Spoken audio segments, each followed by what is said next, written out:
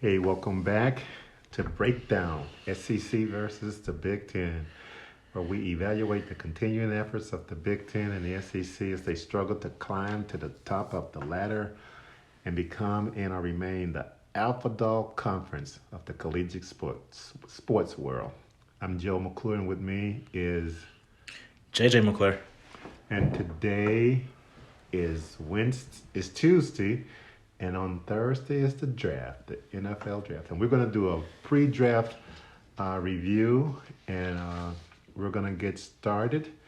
I'm going to ask JJ a few questions. JJ, here you go. Who's your favorite player in this year's draft? Irrespective of conference, my favorite player in the 2021 NFL draft is Trey Lance from North Dakota State. Quarterback. Yes, sir. Okay. Well, he's a quarterback only because he did not accept PJ Fleck's offer at strong safety to play for the Minnesota Golden Gophers. So what do you project he will go in the draft? What round? I think he has. Okay. Well, I think he's going in the first round. I think there's been a lot of talk about 5 quarterbacks going in the top 10 draft picks, which would be a record breaker. I've also heard 5 quarterbacks going in the top 15. I think he is a top 15 to 20 pick for sure, but he has the most variance of all the quarterbacks. Okay, so that's your favorite player. Who's your favorite Big Ten player? The player that you would cheer for regardless of what NFL team he went to? Well, as long as he didn't get drafted by the Cleveland Browns, I will be cheering for Rhondella Moore wherever he suits up next. Tell us about Rhondella Moore. He's a dynamic 5'7" receiver from Louisville who committed to play for Jeff Brom at Purdue because of the Louisville connection. Jeff Brom is a former Louisville quarterback, and his family is well known and respected in the Louisville area.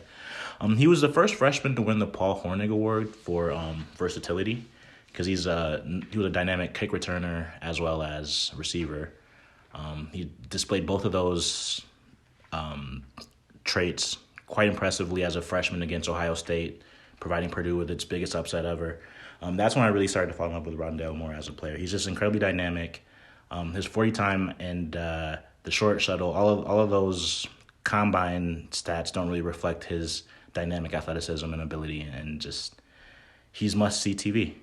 Okay, so Rhondella Moore from Purdue is JJ's favorite Big Ten player in this draft. So who's your favorite SEC player in this draft? It's another pass catcher, but instead of a receiver, it is the best tight end prospect since maybe Kellen Winslow Jr. Maybe I can't remember the last time a tight end has gotten the acclaim that Kyle Pitts from Florida has gotten. Yeah, he's projected a top 5 pick, and I've heard people say that he's better at his position than anyone in this draft is at their position, including the potential first-round pick in Trevor Lawrence. Yeah, as of right now, I would agree with that. Okay. Would you? Well, unfortunately, I would. I've seen him beat some of the teams I wanted him to lose to. So, yeah, I would not be upset at all with him becoming a Cincinnati Bengal next year. So, okay. So, who are your favorite Big Ten and SEC players of the draft? That's a good question. I'm biased, so I'm going to go with. I'm going to go with Rakeem Boyd, Felipe Franks. No, I'm going to go with an offensive player and a defensive player, and they happen to be players from with the Arkansas Razorbacks. And that's just the way I roll. Felipe Franks, a quarterback, and defensive lineman Jonathan Marshall. Franks, granted. I don't know. I don't even know if he'll get drafted, but he helped Arkansas a lot last year. And Jonathan Marshall, I actually think he should go a lot earlier than his projection. He's a very strong defensive lineman, and those are my 2 favorite players. So there you have it. Couple of hogs. All right, we'll pick Suey. Okay, you mentioned I mentioned the quarterback position. So let's talk about the quarterbacks. Potential quarterbacks in this draft. SEC, there's 4, and the Big Ten really only have 1 that I have come across. There may be more when the draft actually happened, but the 2 big names in this draft, the quarterback of these 2 conferences, is Mac Jones and Justin Fields, both potential first rounder. Tell me about them, JJ. Pick one and tell me what you like about them, what you think about them, and go from there. All right, well, Mac Jones is the defending national champion quarterback, so we'll start with him. He's played one full season this year, but prior to that, he spot started under Tua. What he brings to the table is precision passing from the intermediate depth. He doesn't have a cannon rocket laser of an arm, but he has a strong enough arm that he can make all the throws, and where he really shines is his ability to process before the snap and identify where he wants to go with the ball and deliver it in the intermediate passing game. Where do you think he'll go in the draft? I think he's going to go third overall to the San Francisco 49ers. Oh, wow. Because okay. that's what – I mean, they traded up to draft a quarterback, and everything out there suggests that they're not going to go with Justin Fields. So it's between Trey Lance and Mac Jones, and I think the head coach, who apparently makes the decisions as it pertains to the personnel, he has a heavy lean towards McCorkle Jones. Okay. No, have you not heard people refer to the whole name? No. Okay, yeah, it's Mac is short for McCorkle. Okay. So talk about Justin Fields as well, and then I'm going to come back and talk about the two. So tell me about Justin Fields. Oh, I mean, he is the dynamic QB with all of the traits that, we saw against Clemson in this past college football playoff. He had the poise. He, was balanced, managed the pocket incredibly well, was incredibly resilient. He took some vicious hits and kept on coming back.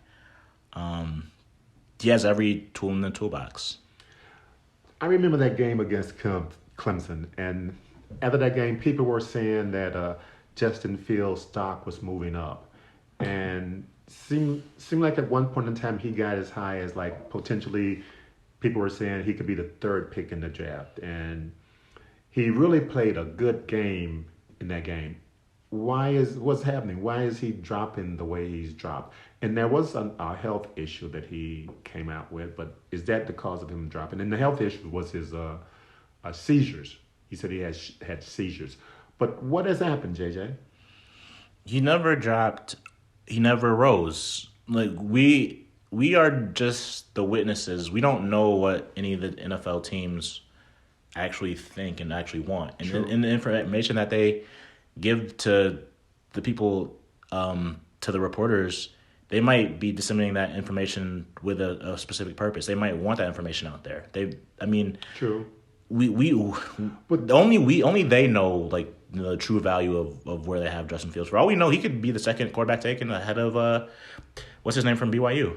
Okay, that's true. I was just gonna say, just going by my eye test, I definitely was very impressed with Justin Fields. I didn't actually see a weakness in his game. His deep ball throws were really impressive. Well, there is a stigma against him based on certain attributes that he has. He's an Ohio State quarterback. The last Ohio State quarterback was drafted 2 years ago, Dwayne Haskins. He had a phenomenal season as well. It was a Heisman candidate. I think he threw for 49 touchdowns and had one interception. I think that was the touchdown interception ratio. He was outstanding. His accuracy, he looked like a can't miss quarterback prospect. There's a lot of talk I've been reading about that the NFL thinks Ryan Day, his ability to scheme open receivers, and there's the disparity between the talent that Ohio State had in their conference versus every other school in that conference. They apparently scouts just aren't trusting the tape that just because Justin Fields was successful, I think there's a idea that a lot of quarterbacks could have been successful in the Ryan Day system, surrounded by those weapons. But the criticisms of Justin Fields specifically as a quarterback have mostly been of his mechanics and his leadership is what I've been hearing. Okay, but when you talk about being surrounded by weapons, when is the last time a quarterback, and specifically I'm talking about Mac Jones here, when is the last time a quarterback other than Mac Jones been surrounded by the weapons that he's been surrounded by? Heisman Trophy winner to begin with. Mac Jones has been surrounded by a crew of weapons that is almost unparalleled, which is interesting to say because LSU, just the prior year before, that LSU team had an insane amounts of weapons surrounding Joe Burrow. And to be honest, that Alabama team had all of these same receivers and running backs in addition to two other receivers that weren't in the top 20 picks in last year's draft. Tua had all these same receivers in addition, and Henry Ruggs and Jerry Jeudy. So, okay. I mean, Tua didn't do all of the things that you hear from the receivers themselves. A lot of receivers themselves even are picking Mac Jones over Tua. So, I just think I do agree with your point though. I think Mac Jones is surrounded by even more talent than Justin Fields, but I don't know the intricacies of Ryan Day's offense versus Steve Sarkisian's offense as much. I'm not sure about the nuances, the in and outs or whatever. Okay. We won't spend much time. We will move from the quarterbacks, but I do want to mention that Kellen Mond is predicted to go in the second round from Texas A&M, and Florida quarterback Cal Trask. How did I pronounce that? Trask. Trash. Okay. And Felipe Franks. Those are a couple more that are we won't talk about because of time issues, but those are some really nice. I'll throw two other names out there. Just one other Big Ten name, Peyton Ramsey of Northwestern, and one other name, Jamie Newman. He never actually played a down in the SEC or Big Ten, but he was supposed to for Georgia last year before he withdrew. But those are two quarterbacks I think will get looks and could be potentially drafted from the SEC or Big Ten. Okay.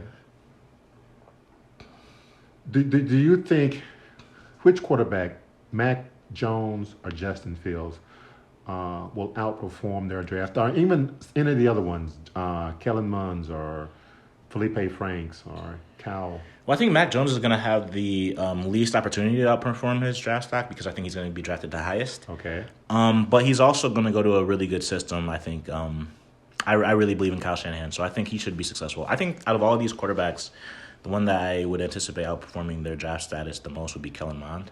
Okay. Yeah, he has the prototypical size, arm strength, and he has gotten better every year for the most part. I agree. So I think he has all the tools, and depending on the fit, depending on what team he gets drafted by. You know, if the Los Angeles Rams were to take him, to back up Matt Stafford, I could easily see him having potentially the second or third best career of all the quarterbacks. Okay. Staying with offense, let's talk about some wide receivers. When I look at the wide receivers, I see 1, 2, 3, 4, 5 potential first-round picks from these two conferences, with 4 of these 5 being in the SEC. Jamar Chase, LSU. Jalen Waddle, Alabama. Devontae Smith, Alabama. Kadarius Toney from Florida. And Rashad Bateman from Minnesota. Man, these receivers are loaded. Just tell me, JJ, the one name that probably didn't get as much notice during the season was Jamar Chase. How good is he? Is he actually better than the Alabama duo? He's better than one of them for sure. The other one is the number one receiver on my board. So I think the best receiver in his class is Jalen Waddle. Okay. Bar none, I think he's, even faster than Tyreek Hill. I think he has that type of speed that you just have to account for at all times, or else it could be 6 points. And he was injured most of the season, so he didn't get to play that much. And so his running buddy just said, well, I'll just play and I'll win the Heisman Trophy. But that being the case, you're still saying that Jalen Waddle is better than the Heisman Trophy winner, his teammate, and they played the same position roughly. Yeah, and I think the NFL draft will show that a lot of NFL front offices agree with me. I think a lot of teams have Waddle ahead of Smith. I think he just has speed that you can't teach, you can't refine. It's you either have it or you don't, and he does. Well, tell me about Jamar Chase, LSU. He's a big body, 6'1", 205-pound receiver. He was he was Joe Burrow's go-to receiving target at LSU. He was considered to be easily the better NFL receiver in a receiving group that also had Jordan Jefferson. Or no, not Jordan Jefferson, Justin Jefferson. I always conflate him with his brother. I'm sorry about that. But he was the Pro Bowl receiver for the Minnesota Vikings, had 1,400 yards receiving this year. He was like dynamic playmaker. Jamar Chase overshadowed him, and I just think he has the size. I mean, he's a 40-inch vertical, runs a 4.40. He's 6'1". He has the size, the build, the body control. He has the tools. Okay. There's plenty of other receivers in here. The lone Big Ten one in the first round is Rashad. That's projected to be a first round. Is Rashad Bateman. What can you tell me about him? Yeah, he's a big body receiver. He's 6'2". He's going to be the biggest of the receivers that get drafted in the first round. He's a mid first round to late first round projected player, and he brings size to the table. A lot of these receivers outside of Jamar Chase are under 6 feet. Waddle's under 6 feet. Elijah Moore from Ole Miss is 5'9". Kadarius Toney's 5'11". There's a lot of undersized receivers, and I think Rashad Bateman is if you need a bigger possession receiver, he's your guy. So I think that's okay.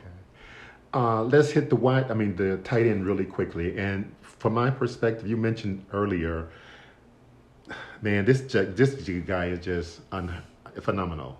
Kyle Pitts. You spoke about him earlier. Just elaborate before we move on to some other positions at this tight end position. Yeah, I mean, he's a tight end. He's not Gronk as a blocker, but no one is drafting blocking tight ends in the top 10 of the NFL draft anyway. Like, the reason that he's being drafted is for his playmaking and pass catching abilities, and he's just unparalleled. Like, he has the speed that tight ends don't have. One comparison that I constantly see when I look at Kyle Pitts in mock drafts is to Darren Waller from the Las Vegas Raiders. Mm-hmm. Just incredible size and speed combination, and a competitive blocker, if not like the most refined and technically able. But he tries. But his pass catching is what's going to get him drafted in the top 10. What are the positions you want to discuss, JJ? We've done the quarterback and the receivers. Well, the secondary is where my heart is always on the football field. So let's go to the cornerbacks. That's where my heart lies. I love good secondary play. As long as I've known you, I did not realize that. But that's good to know. That's good to know. You did know my favorite player of all time is Sean Taylor, right? Yes, sir. He played in the secondary. I know that. Okay. I know that. All right. Positions. There's a couple, 3 guys projected to be first round pick. This is what I really want. Northwestern. Yeah. First round pick. Greg Newsome. Tell me, Northwestern hasn't had a whole lot of first round picks. This is cornerback. Tell me about Greg Newsome the second for Northwestern. Now, the difference between the receivers that are in the corners that are going that are projected to go is that the corners are all above 6'1". All of the projected top 7 corners from the Big Ten or SEC specifically. Okay. I don't want to slight Asante Samuel Jr. and all the non-Big Ten SEC corners, but J.C. Horn from South Carolina is the number 1 corner on the board. And he's 6'1", and he's 6'1" and runs a 4.5 40. He is the son of Joe Horn from the New Orleans Saints. Him. Yeah. Now he's ahead of Patrick Surtain. I think it's a coin flip. I mean, I've seen mock drafts where Surtain is ahead, and I've seen somewhere that have Horn is ahead. Okay, Surtain is from Alabama, and Horn is from South Carolina. Yeah, Surtain's a little bit bigger at 6'2", slightly slower at running a 4.5 140, but he has the production. He has the tape. I mean, he's been a starter for Alabama for a while, and he's played since his freshman season. So he has the production. J.C. Horn has the pedigree and the talent from an athletic standpoint. Okay. But yeah, Northwestern, they have a few players that are projected to be drafted. So I think that's what propelled them to the Big Ten title game. I think that's... Well, let's mention, we're going to talk about the schools later on today. Okay. But now that you mentioned Northwestern and another, they have another guy picked to go in the first round. Offensive lineman. Rashawn Slater? Yes, Yeah. Rashawn Slater. How often has Northwestern had 2 first rounders? And I don't expect you to give me an answer specifically, but I would think that would be kind of rare. I'm trying to remember the last time they had 1 first rounder. And now they have 2. Okay. Let's talk about linebackers, JJ. Let's do it. Penn State. Who's the top linebacker in the conference for between these 2 conferences? As it pertains to projections, there's a wide chasm between the number 1 and number 2 linebacker. The number 1 linebacker, the consensus number 1 linebacker, I think regardless of if we open it up to all conferences, including, the ACC and the Pac-12 and everything, I think that's going to be Micah Parsons from Penn State. I think he's going to be thought of as the best linebacker based on his traits. Okay. He doesn't have a lot of experience in coverage, but he has the speed that I'm sure teams will think that they can coach him up and they can translate that. And he has the size as well. The only issues with him is some off the field stuff. He had some hazing issues, and a teammate that ended up transferring is, I think, currently suing him. Oh man. Yeah, it's like hazing and some type of assault adjacent stuff. So there's a little discussion on whether or not he's like a guy that has a little bit of is he a guy with rough edges that plays like that, or is he a guy that is actually a character concern that you don't want to bring into your locker room? So I think outside of that, just physical tools aside, I think he's a number 1 linebacker.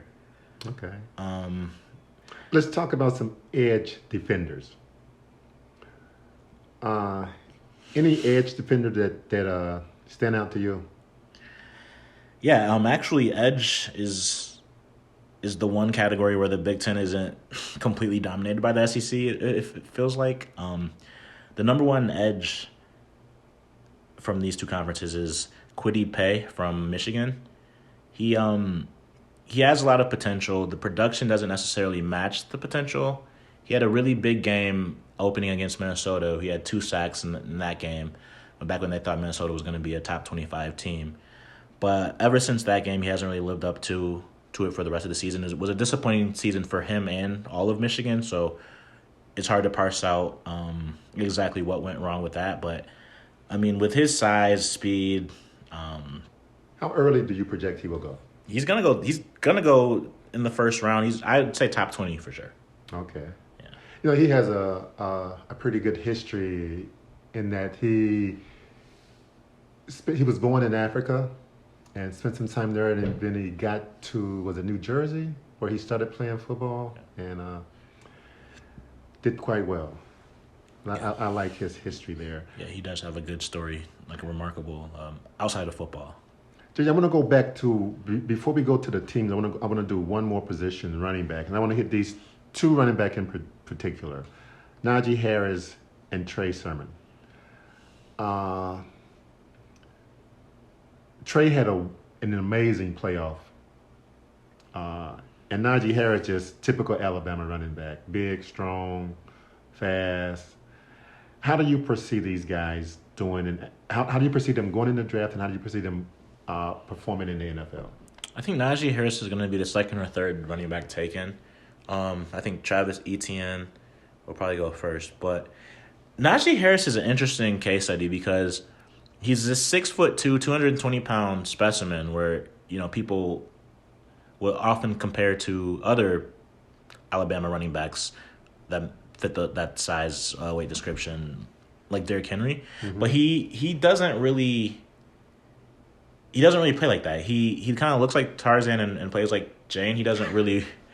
He's not a bruising runner. He doesn't run over people. He's more of a finesse runner. Okay. The problem with that, though, is that he's never had a carry that went over 40 yards, and he is allegedly, there are rumors that one of the reasons why he didn't run out his pro day was that it was going to be so slow. It was going to be like in the 4.6 or like 4.7 range. Like he's like that slow.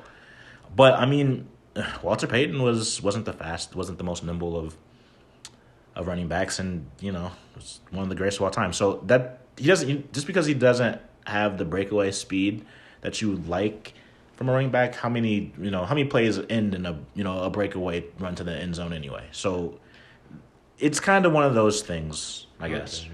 Talk about Ohio State's running back, Trey Sermon. I mean, like I said, he had a phenomenal playoff series and leading up to the playoff. Yeah, he really broke out in the playoffs and in the Big Ten championship game before that. But he had an up and down season. He kind of underwhelmed during the season, and he transferred to Ohio State because he kind of lost his job at Oklahoma once they started going to other running backs the year before. So, but he definitely has the ability. I mean, and he showed that against the best teams. He showed that in the Big Ten championship game, and he showed it against Clemson, and he showed it against Alabama. Like he can produce. He has the talent. He had some medical red flags, I think, but I think he's definitely has the ability. But I don't know. I like Kylan Hill out of Mississippi State. Really? Yeah. He's a nice pass-catching back out of the backfield. A lot of these running backs, after Naji Harris from the Big Ten SEC, I don't see any of them going in the first. Well, I mean, Kylan Hill, I would say, too. He has a potential to go in the third round. But other than that, I don't see Trey Sermons hearing his name called until around 4 or 5, or at the earliest. Same thing with like Larry Roundtree and okay. Yeah, I agree with you. It's a two-person position for us to draft for these two conferences. Any other position, Jay, that you want to talk about before we hit the schools in general? Oh, no, nothing else to add.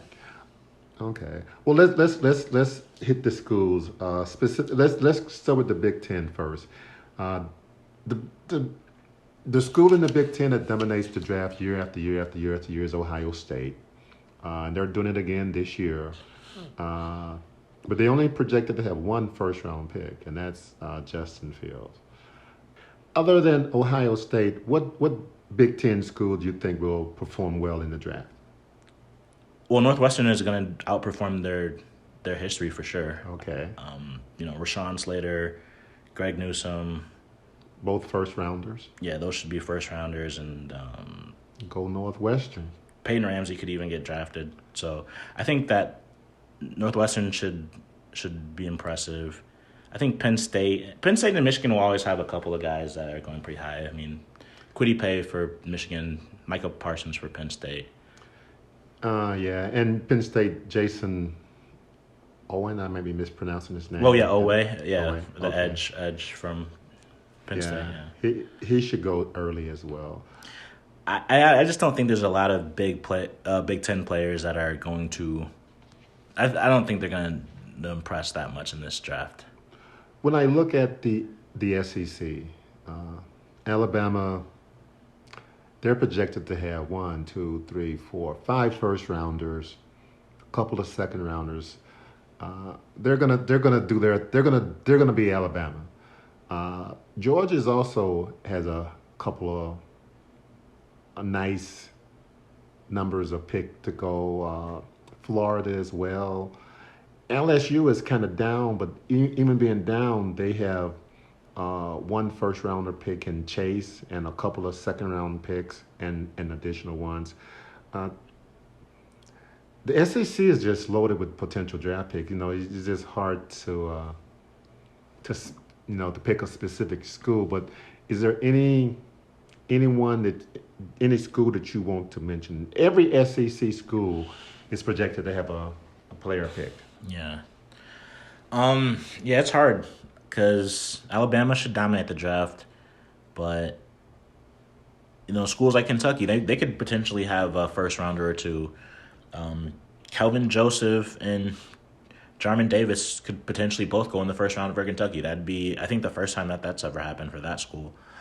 Missouri has a few guys. Nick Bolton There's a linebacker that could go, and Roundtree, like the running back I said. It's evenly distributed across the SEC, with the exceptions of Alabama and LSU and Texas A&M. Those schools I think will usually have more players go high than others, but Yeah, Georgia and Florida has quite a few going as well. We're running up against the clock, JJ, so I'm going to move on a little bit. Couple of questions, though. How long before other schools in the conference catch up? I'll start with Ohio State. How long before other teams in the Big Ten catch up with Ohio State? a very, very, very long time. A very, very long time. And what about Michigan? They're in the conference with Ohio State. It's going to take them a very rare. I mean, what's Michigan done the last 20 years against Ohio State? What's the record? I don't have a clue, but, I know they got the man coaching that they wanted desperately to get, and they went out and got him. And Did they want him that desperately the past year? I mean, they wanted him that desperately, 6 years ago, but things have changed. Well, let me ask you this. Let's move to the SEC. How long? And I don't think Alabama's going to stay on their perch forever. I think somebody's going to knock them off, and I don't think it's going to be a very, very, very long time. Who will be the school that will knock Alabama off, and how long will it take for that to happen? That could happen like next year. I think Nick Saban is not going to coach forever. I think once he retires, I think Alabama's in for a rude awakening. Okay. For what reality actually is like. But yeah, the SEC has Texas A&M, LSU, Florida, Georgia. I mean, any one of those schools could. LSU just won a championship 2 years ago. Like, all of those schools have more fertile recruiting bases, natural recruiting bases than Alabama. Although the state of Alabama also, is a fertile recruiting base as well. I just think they don't have the natural advantages that Ohio State does relative to the rest of the Big Ten, where they're the southernmost school or whatever. Like Alabama doesn't have the natural advantages that Ohio State does. So I think Ohio State will stay on their perch a lot longer than Alabama will, relative to the rest of their conference mates. Okay. In getting ready to close, JJ, when I was a kid years ago coming up, the draft was 15 rounds. Yeah. Now it's 7. Mm-hmm. Is 7 sufficient? Yeah, you don't need one round of draft. Honestly, you could just make it all free agent. I think 7 is sufficient. You know me, I grew up a basketball guy, and the NBA used to have 11, 12 rounds, and now they only have 2.